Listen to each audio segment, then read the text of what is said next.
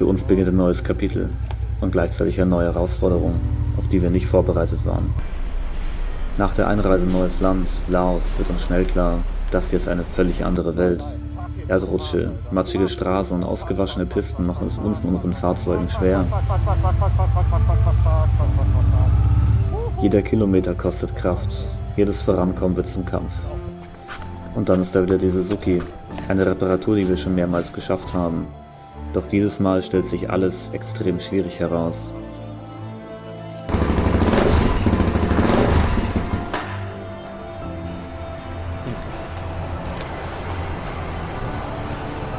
So viel drüber dran, ich habe Angst, dass das mein Öl reinkommt. Scheiße. Die Umstände verlangen es alles ab. Zeit vergeht, die Kräfte schwinden und eine Lösung für den Motorschaden rückt immer weiter in die Ferne.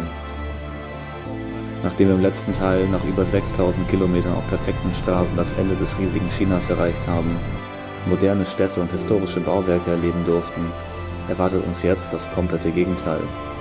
Eine 180-Grad-Kehrtwende.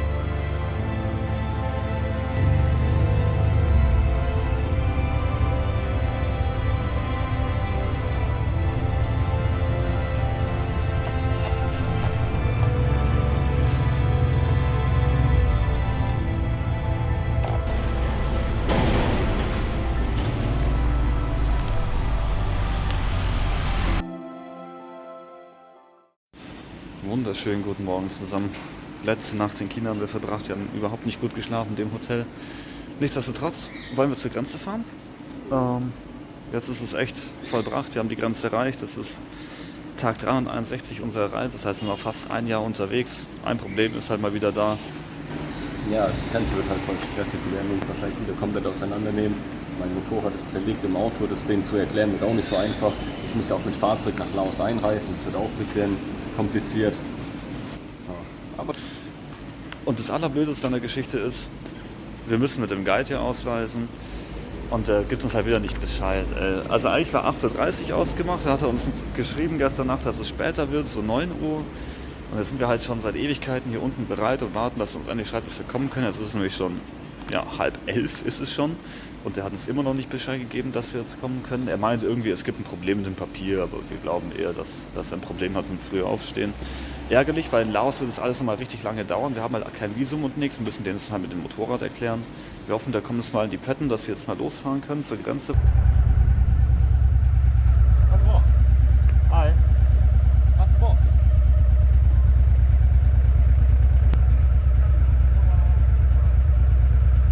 That's good. That's good.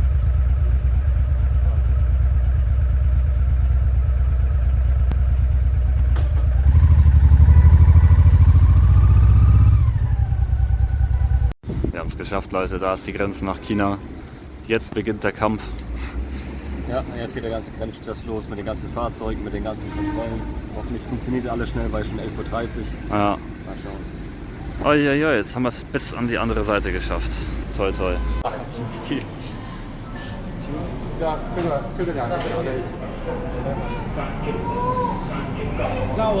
那他再过来，嗯。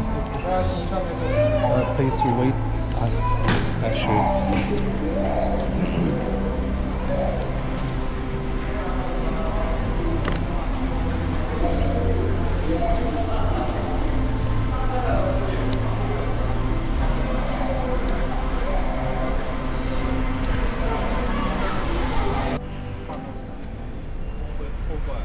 车那个车子办手续了吗？不办了，不办了。进来的时候还是好的，中途坏了，发动机坏了，去不了。他车架号在哪？Ben。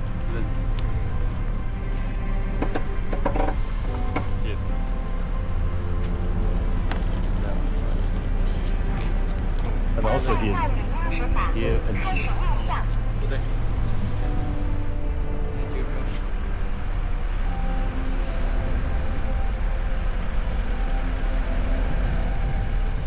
就是你会看英文吗？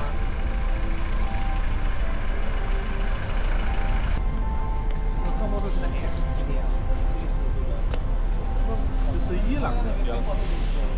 过是3年，你看这这是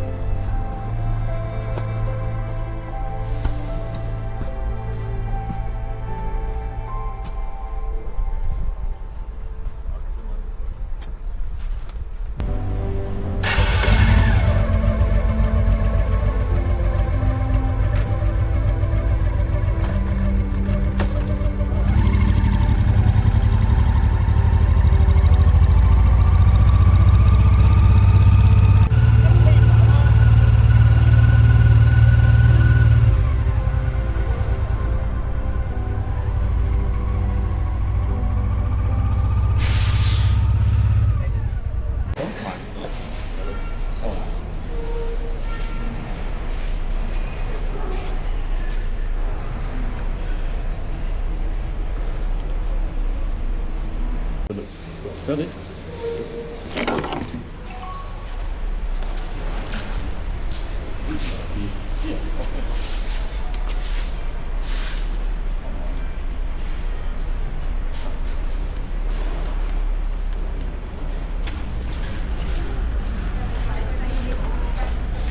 Einfach weiterfahren, wir haben den Stempel drin. Hier hinter uns seht ihr die Laos-Grenze. Wir haben es echt aus China rausgeschafft. War gar nicht mal so schlimm wie gedacht. Irgendwo da hinten ist China. Jetzt geht es nach Laos rein. Wir müssen dafür aber so ein Ding ausfüllen. Problem Nummer 1, wir haben keinen Kugelschreiber. Problem Nummer 2, wir müssen so komische Sachen ausfüllen wie Rasse oder Job. Ja, welche Rasse sind wir, Marc? Das ist eine echt blöde Frage irgendwie. Ja.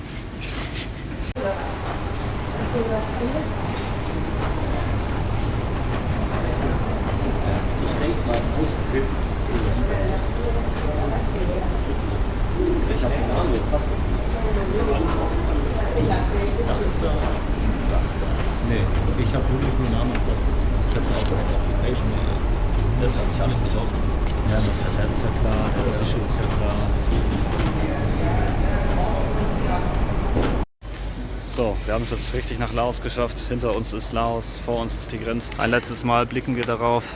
Ein letztes Mal blicken wir zurück nach China. Waren die 30 Tage, die wir dann doch da verbracht haben.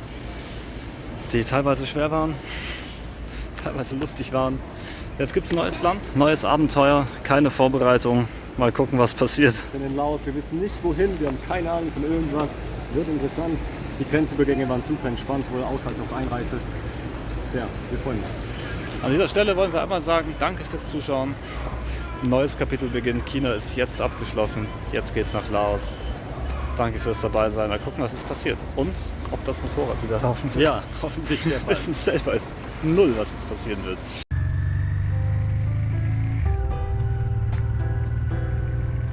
Und so geht es für uns los nach Laos, Richtung nächstgrößere Stadt, in der Hoffnung, eine Werkstatt zu finden. Noch sieht die Straße gut aus, fast zu gut. Doch das wird sich schnell ändern. Denn das, was ihr gleich sehen werdet, ist das Ergebnis davon, wenn man wochenlang perfekte Straßen in China gewohnt war und völlig vergessen hat, was Offroad überhaupt bedeutet.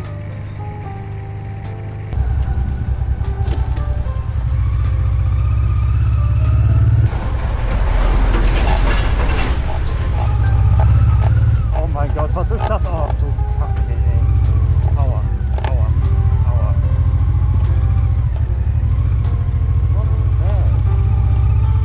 Aua. Ich werde überholt.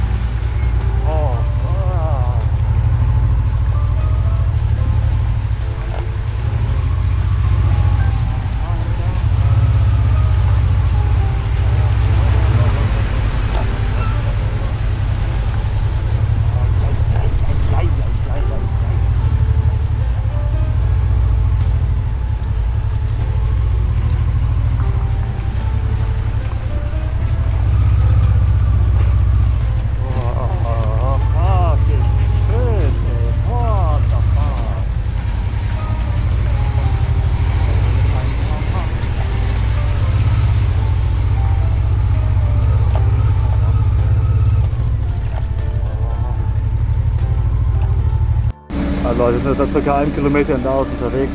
Es ist absolut gestört, was hier abgeht. Also wirklich. Ich dachte, die Straßen wären nicht schlecht, ich dachte, dass sie so schlecht werden. Also überhaupt nicht vorbereitet. Oh, die Honda aussieht. Nach ein paar Kilometern, nach 1 Kilometer, schon voll matschig. Das ist Hardcore Offroad hier. Also der Pamir ist ernsthaft ein Witz gegenüber Laos. Ein richtiger Witz. Ich meine, schaut euch mal die Honda an, wie die aussieht. Wir sind jetzt 2 Kilometer gefahren auf dieser Straße. Und das Bike ist schon komplett eingesaut. Aber komplett. Das ist echt übel. Auf jeden Fall, gute Nachricht ist, wir fahren jetzt 300 Kilometer auf dieser Straße in die nächste Stadt. Auch wenn es wirklich schön ist. Also die Natur und alles. Man kann sich absolut nicht auf die Natur konzentrieren, weil die Straße ist so übel. Und das ist halt auch die Hauptstraße. Das heißt, der ganze Verkehr fährt über diese Straße. Alle LKWs, alles.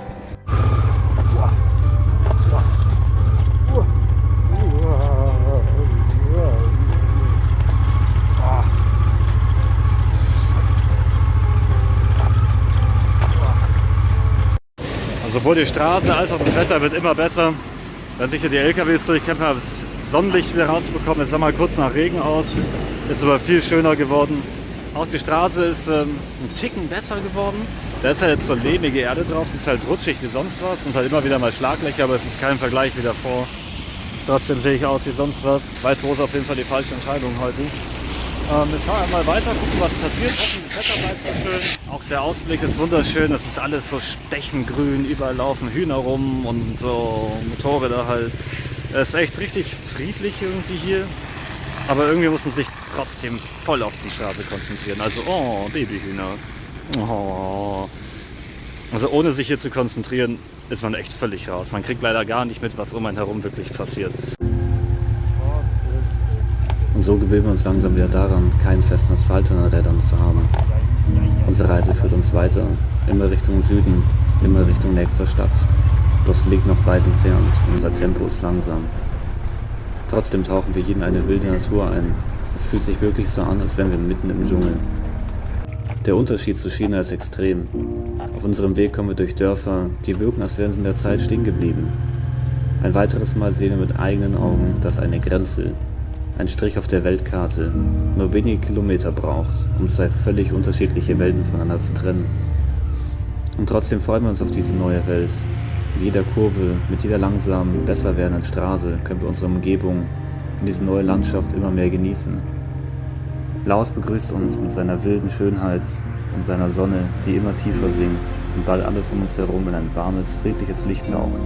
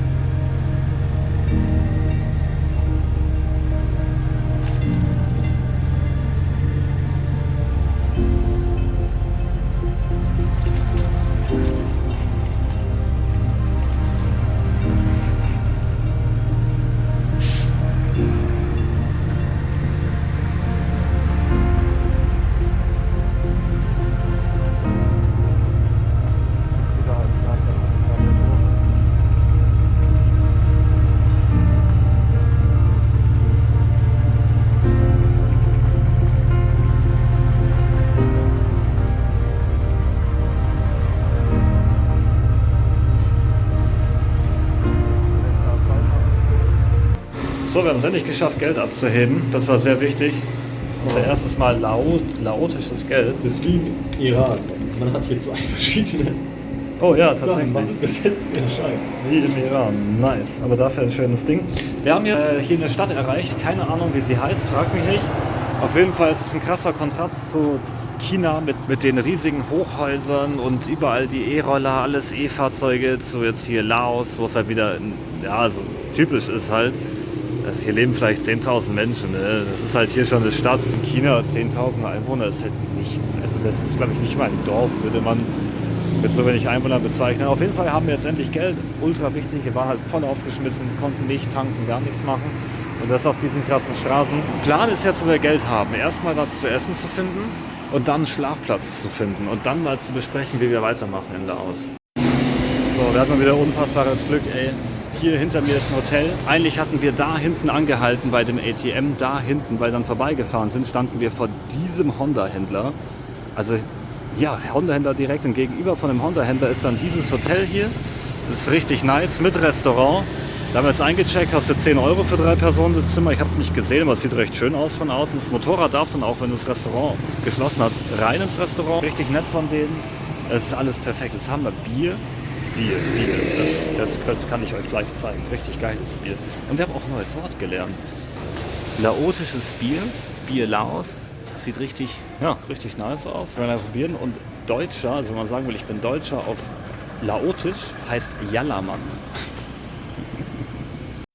So, das Abendessen ist fertig. Wir haben jetzt Reis mit Beef und Reis mit Ei bestellt. Ist auch echt günstig. Wir haben jetzt für 3 Bier und 3 mal Reis umgerechnet um die 10 € bezahlt. Also kann man sich echt nicht beschweren. Nö, ist sehr akzeptabel. Die Honda durfte jetzt auch ins Restaurant rein. Da steht die Honda mitten im Restaurant drin. Richtig nett, dass ich das einfach da reinstellen durfte. Dann ist alles sicher vom Gepäck und sowas. Echt ein richtiger Traum hier eigentlich. Man hat einfach Hotel, Essen, Bier, alles vereint in einem Ort und gegenüber auch noch ein Honda-Händler. Da ist das Schild schön am Leuchten.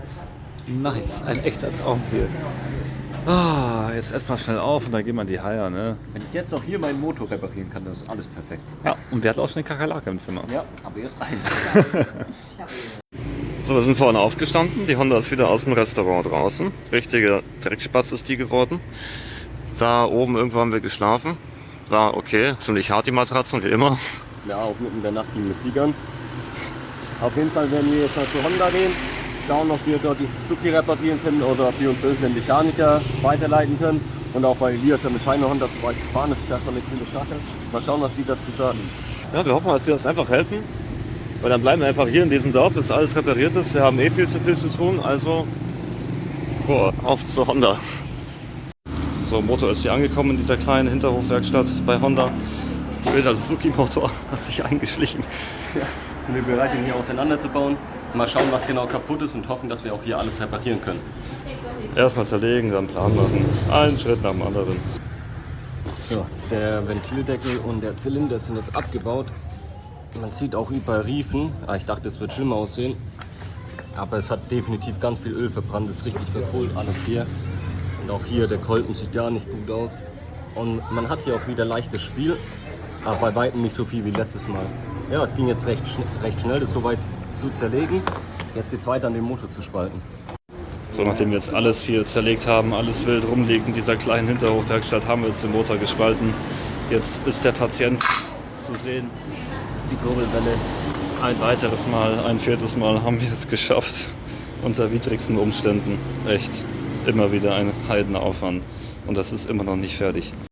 Jetzt geht es daran, irgendwie diese Kurbelwelle aufzubekommen, die Pleuel zu tauschen und sämtliche Lager, weil die, ja okay, das hakt nämlich auch, sämtliche Lager, weil die einen Schaden haben und dann zu Gott beten, dass wir das hier noch zusammenkriegen und das länger wie 8000 Kilometer mal hält dann. Wird meine Kurbelwelle hier auseinandergefleckt. Oh mein Gott. So, die Jungs, die echt super gearbeitet haben, schweißen jetzt die Kurbelwelle wieder neu zu, wie es der Iraner schon gemacht hat. Wir haben schon echt viel geschafft heute, also unglaublich. Das ist jetzt, wie gesagt, die neue Pleuel ist drin, das neue Pleuellager ist drin. Und es war ein riesiger Aufwand ohne Werkzeug, das alles auseinanderzuschlagen, wieder zusammenzuschlagen. Müssen wir hoffen, dass es hält. Ohne irgendwelche Spezialwerkzeuge, aber es wird schon schief gehen. So, der Feinschliff ist jetzt fertig an der Kurbelwelle. Jetzt hoffen wir einfach, dass es alles klappt. Das ist echt in Rekordzeit alles passiert, unfassbar. Bei diesem Honda-Händler in diesem Hinterhof, dass es so gut geklappt hat. Die Mechaniker sind echt super motiviert und wir sind auch schon Profis, was diesen Motor angeht. Einfach hoffen, während wir hier auf der Bank sitzen und Bier trinken, bei bestem Kino. Aber das sieht gut aus. Daumen oben, gutes Zeichen. Echt unglaublich, dass der Motor in so kurzer Zeit so zerlegt wurde, dass wir die Kurbelwelle alles trennen konnten, ohne überhaupt irgendein Spezialwerkzeug, nur mit Hammer und sowas. Und dass wir in China auch die ganzen Teile bekommen haben. Zylinder, Kolben, Kurbel, Pleuel, alles. Wir hatten mehr Glück als Verstand bei der ganzen Sache. Jetzt heißt es, ja, alle Lager noch tauschen und dann zusammenbauen. So, wenn der Marc jetzt sein Lager ausbauen kann, sind wir mal auf der Suche nach Essen hier in dieser Stadt. Haben den ganzen Tag nichts gegessen. Nach so viel Arbeit ist echt wichtig. Da hören wir irgendeinen Früchte-Bazar, aber Früchte haben jetzt keinen Bock. Irgendwo kommen auch gleich Nudeln. Ah, okay. Nudeln klingen schon mal deutlich besser wie irgendwelche Früchtchen. Aber irgendwie gefällt es uns echt gut hier. Diese Stadt ist absolut chaotisch, aber trotzdem wunderschön. Und man kann halt echt wieder rumlaufen wie so ein Penner. Und das juckt halt einfach niemanden. Also wie ein Penner kann man hier rumlaufen. Und ja, irgendwie wird man nicht blöd angeschaut. Wie in China, wenn man halt so mit so einem dreckigen Shirt durch die Gegend läuft, dann hat man direkt komische Blicke abbekommen. Der Essen ist gerade lecker zu Abend. Haben auch schönes Bier. Die Werkstatt inzwischen zugemacht. Es ist voll am Regnen. Bekommt man richtig schön die Regenzeit zu spüren. Wenigstens sind wir überdacht, ausnahmsweise. Da hinten bei Honda ist der Motor drin, da machen wir dann morgen weiter. Ja, das heißt, heute lassen wir den Abend wieder ausklingen mit Bier, gutem Essen, haben wir uns verdient. Und ich denke, in 2-3 Tagen kann das Motorrad dann echt zusammengebaut sein. Und der Regen hier ist echt so krass laut, ey. Dort bin ich froh, einmal nicht in den Regen fahren zu müssen, sondern von außen zuschauen zu können. So, guten Morgen zusammen. Wir sind jetzt hier schon echt früh unterwegs, das ist 9 Uhr in der Früh. Wir waren jetzt schon einkaufen auf der anderen Seite der Stadt, ist so ein kleiner Supermarkt. Wir haben dringend Kaffee gebraucht und alles, also ohne Kaffee geht es nicht mehr weiter. Ja, weil danach geht es auch gleich wieder in die Werkstatt. Hoffentlich wird der Motor jetzt zusammengebaut voll. Mal schauen. Ist alles um die Ecke, ist voll nice. Da ist Honda, da hinten über dem Fluss ist so ein riesiger Supermarkt, noch mehr irgendwelche Läden und da vorne, da links ist das Hotel, wo wir nochmal nachts verlängern dürfen. Ja, auf jeden Fall. Trinken wir jetzt erstmal einen Kaffee. Und dann können wir weitermachen mit Sachen. Vor mir liegt der Motor in Einzelteilen. Heute geht es daran, die Lager zu tauschen im Gehäuse. Ja, das eine Lager wird nicht rausbekommen, das hat jetzt nämlich der Handgriff rausgemacht, bringt schon die neuen rein, sehr geil auf jeden Fall. Jetzt langsam wieder ein Zusammenbau. Ja, und hoffen, dass alles dann funktioniert, aber wir versuchen uns zu beeilen und trotzdem das alles gut zu machen. Ich meine, wir haben jetzt erstmal keinen Zeitdruck und ja, mal gucken, wie das dann hier noch weitergeht. Auf jeden Fall echt wichtig, dass wir die ganzen Ersatzteile bekommen haben in China. Das hat uns echt extrem geholfen. Ich bin auch echt gespannt, wie sich dann der AliExpress-Kolben uns niederschlagen wird, weil wir haben gar keine andere Wahl. Wir müssen die jetzt einbauen, nachdem der Kolben ja kaputt ist.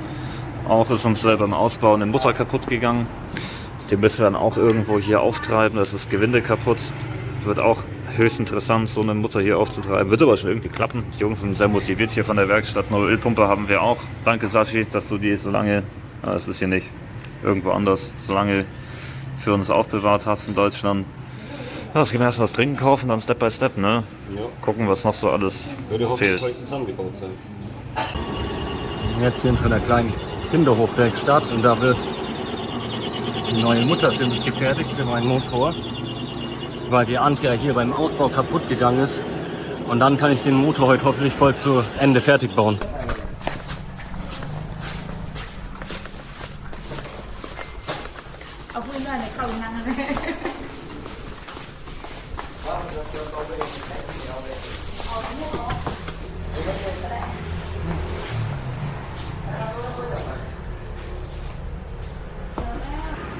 Das Motorrad ist fast wieder zusammengebaut, es steht wieder auf Reifen. Der Motor ist drin, Öl ist auch schon drin, jetzt muss noch Kühlflüssigkeit rein. Der Tank muss noch drauf, ich muss noch irgendwo Benzin holen und dann kann man mal einen Start machen und schauen, ob auch alles funktioniert. So Leute, jetzt haben wir gerade noch mal ein bisschen Sprit geholt, weil ich habe nichts mehr drin und jetzt kommt gleich der Moment der Wahrheit.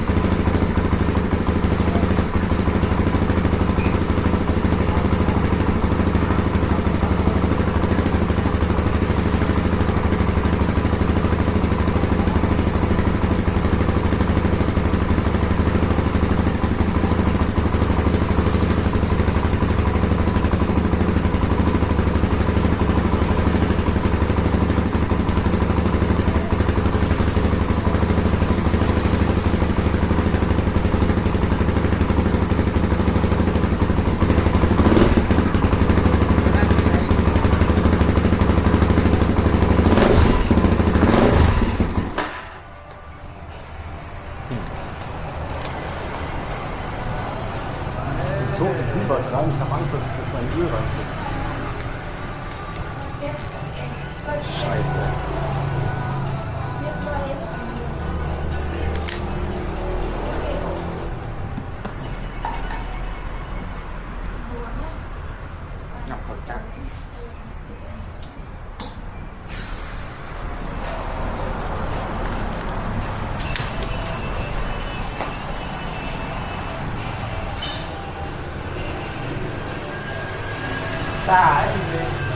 So, wenn ich jetzt gerade eine Pause vom Videoschneiden mache, da sowohl der Akku von Laptop leer ist, als auch die Laptop Powerbank leer ist, haben mich ganz, ganz schlechte Nachrichten von da drüben erreicht, von Honda.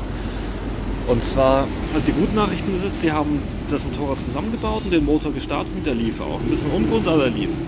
Schlechte Nachricht ist, es hat ziemlich viel Wasser ins Öl reingedrückt. Das heißt, Zylinderkopfdichtung, irgendwas passt überhaupt nicht. Und das heißt, 2 Bar zählt den Motor aus. Das ist echt.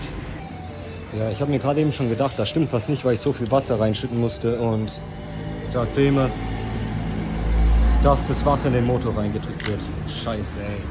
Das ist die ganze Arbeit ganz umsonst. Was für eine Scheiße, Mann. So, ja, haben wir meinen Arsch mal in die Werkstatt hier rüber bewegt, um mir mal eine Bildtranslation zu machen. Öl sieht ganz schön kacke aus. Anscheinend hat es das komplette Kühlwasser in den Motor reingedrückt. Und der Motor ist auf alleine dann ausgegangen. Ganz schön blöde Situation, ganz schön großes Pech, nachdem die Hoffnung so groß war. Super ärgerlich. Jetzt heißt es mal nachschauen, warum. Vielleicht war einfach die Wasserpumpe hier nicht dicht und hat das Wasser reingelassen oder im schlimmsten Fall die Zylinderkopfdichtung. Muss mal anschauen. Ich bin jetzt eher als Hilescher-Supporter, aber es ist echt kacke. Es ist richtig kacke. Deckel ist unten, war nochmal unfassbar viel Wasser drin. Das ist wirklich das ganze Öl, was aus dem Motor rauskam. Die Wanne war leer davor. Das ist halt richtig übel für die ganzen neuen Lager, für den neuen Kolben. Richtig scheiße. Mal gucken, ob es dieser Kanal war. Ich glaube es natürlich nicht. Andererseits haben die da echt viel drauf rumgehämmert und die Dichte ist richtig am Arsch. Hoffen wir, dass es der Kanal war. Abendessen ist serviert, wie jeden Tag gibt's Reis. Ich war schon irgendwie seit 2 oder 3 Tagen nicht mehr auf dem Klo. Mit Chicken. Das Chicken ist so ehrenlos scharf. Also besonders diese Soße. Rote Soße, die sieht schon scharf aus und genauso scharf ist die auch, wie die aussieht. Man kann die nicht essen. Ich habe gerade so ein Stück Gemüse da aus der Soße gegessen. Ich dachte mir, explodiert der Kopf, so scharf ist das. Ey, ich bin immer noch am Weinen. Das war die schärfste Gurke, die ich je in meinem Leben gegessen habe. Und so stehen wir wieder am Anfang. 5 Tage hat es gebraucht, den Motor zu reparieren. 5 Tage in dieser kleinen Stadt. Die letzte Energie, die wir noch aus China mitgebracht haben, haben wir hier hineingesteckt. Der Motor lief, die Hoffnung war da, kurz. Jetzt ist es Gewissheit. Wir müssen den Motor noch einmal zerlegen.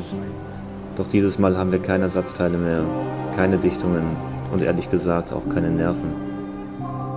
An dieser Stelle möchten wir uns bei euch bedanken, dafür, dass wir diese Reise gemeinsam machen dürfen.